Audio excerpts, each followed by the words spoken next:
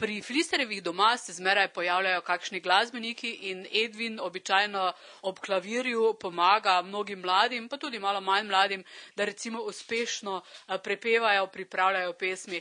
Tokrat pa pripravljate pravzaprav vašo pesem, ki jo bosta predstavila Lidija Kodrič in Smiljan Pušenjak na Zvezdah plešejo, pač Zvezdah pojejo. Jaz moram reči, da sem vesel, da sta naša dva mariborska predstavnika na tej oddaji, legendarna Lidija in malo drugače legendarni Smiljan, vzela to mojo skladbo, ki je verjetno primerna za takšno tekmovanje, pod narekovaji seveda tekmovanje, zato ker je prvič sta Mariborčana, ne glede na to, na prleško poreklo Smiljanovo.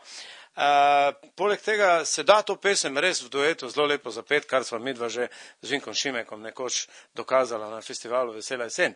Ampak tisto, kar je pomembno, ona dva prihajata, vem, da sta oba s srcem Mariborčana in kdo, če ne dva Mariborčana legendarna, lahko odlično odinterpretirata pesem, ki tako lepo opeva naše lepo mesto. Ste kdaj razmišljali o tem, da bi tudi sami nastopili v tem tekmovanju?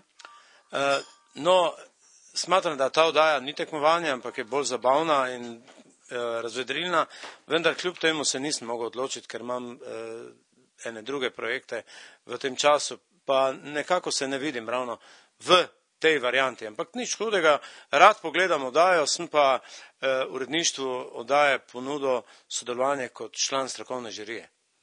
Ste sicer strok učitelj, kar se tiče priprave te pesmi? Jaz mislim, da ne. Več o tem bi pa lahko povedala in Lidija in Smiljan.